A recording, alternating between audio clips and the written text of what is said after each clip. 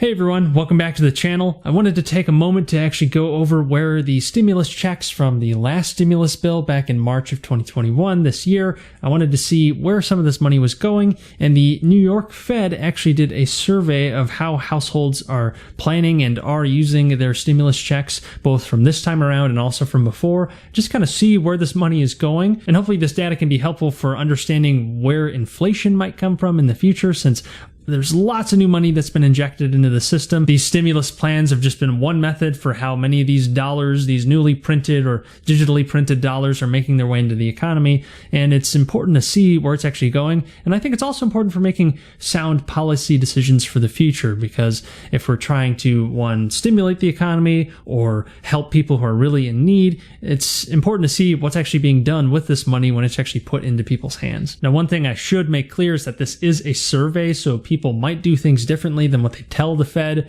They may lie or whatever. So take it with a grain of salt. All surveys should be taken with a grain of salt. All data you see in any situation should be taken with a grain of salt. And you should understand where it's coming from and how it potentially is being manipulated so that you can make better decisions for yourself. But anyways, here is the chart that the Federal Reserve has posted. This is the Federal Reserve of New York. They did this survey, the New York Fed Survey of Consumer Expectations. You can actually see the June stimulus from the CARES Act, the January stimulus, and then the March stimulus, where most Americans, I should say, received some sort of stimulus check to then do whatever they want with. One thing I will note is that this doesn't include all the unemployment benefits that have been a result of some of these stimulus bills, since there's been lots of boosts, starting with the CARES Act especially, to those as well. This is just the stimulus check, so we'll call it the cherry on top of all of these stimulus programs that have been enacted. There are many more of them for sure, so it's just looking at this one. But if you look at the March stimulus average percentage spent,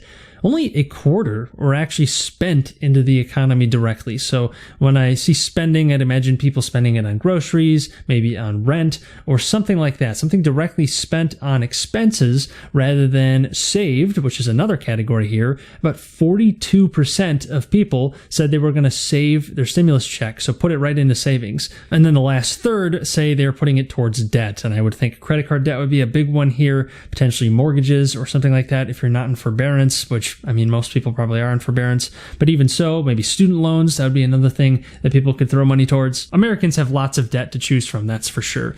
But you could see that the majority of this is not being spent directly into the economy, and we're trying to stimulate the economy. It's in the bill. And instead, a third is going towards debt payments, which would theoretically free up spending in the future.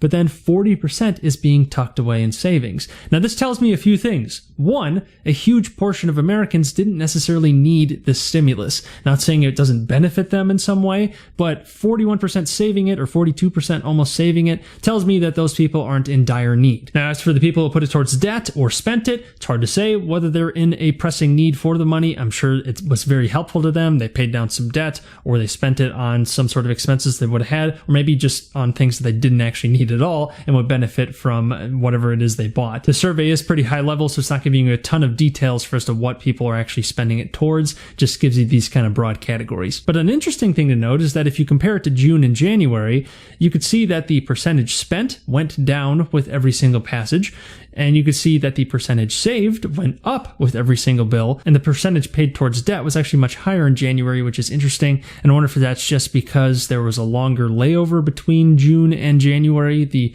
first two of the stimulus bills, though I think the CARES Act was actually passed a little bit before that. It was passed in May, if I recall correctly. So people probably were getting most of their stimulus checks in June, even though the bill was passed a little bit before that. Now, one argument you could make by looking at this very high level data is that people needed the stimulus less and less as we went through time, at least those who got stimulus checks, since more people were saving it. That's a conclusion you could make, not necessarily conclusive though. It's just very limited data. It's one data point to look at. But you could also argue that with each bill, it became less stimulating, if you want to call it that, for the economy, since less money was being spent and more was being saved. However, of course, money that is saved can be lent out by banks to businesses or to individuals to then be spent in some other place. It's not as though money that's saved somehow disappears and doesn't actually circulate its way through the economy. It might just take a little bit longer to show itself somewhere else in the economy through a loan to a business or to some other individual. A more granular piece of data from the survey that the Fed pointed out was that households making less than $40,000 report using or expecting to use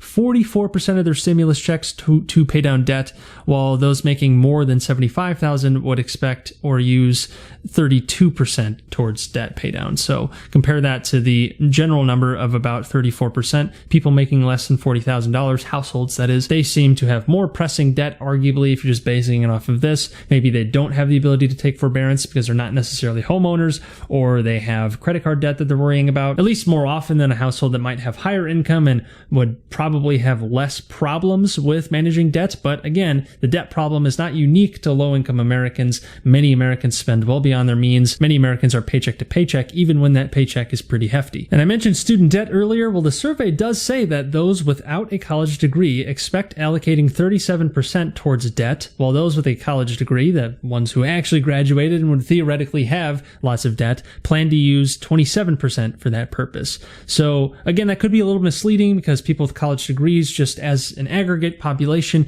tend to have higher incomes. So maybe debt is less of an issue there, or maybe they have less credit card debt. Who knows? So it doesn't say what debt this is going towards, but it would seem like those with college degrees are not really skewing the data on the debt metrics. Instead, it's people who without college degrees who are pulling up the average a little bit more if you're just going to look at this part of the data. So what about inflation? What can we learn from this survey, which the first round was of 1,400 people. The second and third rounds were for about 1,100 people, or more like 1,000 respondents on this survey. So we're assuming this is a representative sample, but these checks were given to millions and millions of Americans. So maybe 1,000 people isn't truly representative, but if the study was done well, which I'm kind of assuming it was done at least decently well and was representative of the population, then what can we actually learn from this data? Well, one, I wouldn't expect huge consumer price inflation very quickly because so much of this money is being saved, and it takes a while. Like I was saying, when it's saved, it then has to be given out as a loan if it's going to be spent into the economy to cause potential inflation.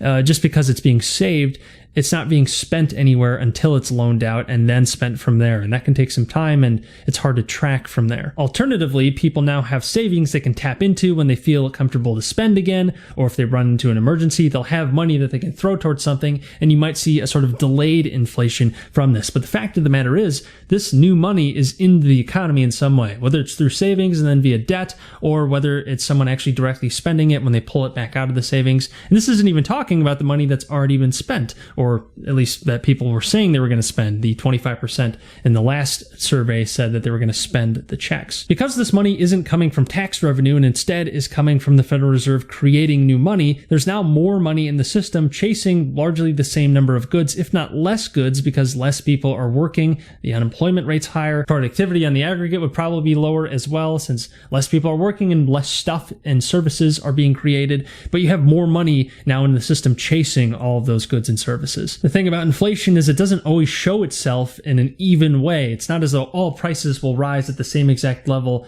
at the same exact time. It rears its head in different ways, and sometimes it might flow into certain assets. I mean, we've certainly seen huge run-ups in stocks, real estate this year. Part of that is due to interest rate fluctuations, which allow people to take on more debt, which is sort of its own form of inflation, but not the typical sort of inflation that we'd expect with actually printing new money. But in that, someone can actually get more debt now with the same amount of money as before. And when the debt's created, that is now more money into the system. It's just that it's been artificially created by debt rather than actually just being printed. But when someone pays down the debt, that would be deflationary since the debt would then disappear. But only the Federal Reserve is the one who can remove printed dollars from the system, whereas banks are the ones that can actually remove debt from the system once it's paid, or if it goes through bankruptcy or something like that. That's how debt is destroyed. But the only way that currency can be destroyed, legally at least, is from the Federal Reserve itself, the entity that actually controls the currency. So my final thoughts on the survey. One, you could safely say that a large portion of the people getting stimulus checks didn't actually, quote unquote, need them,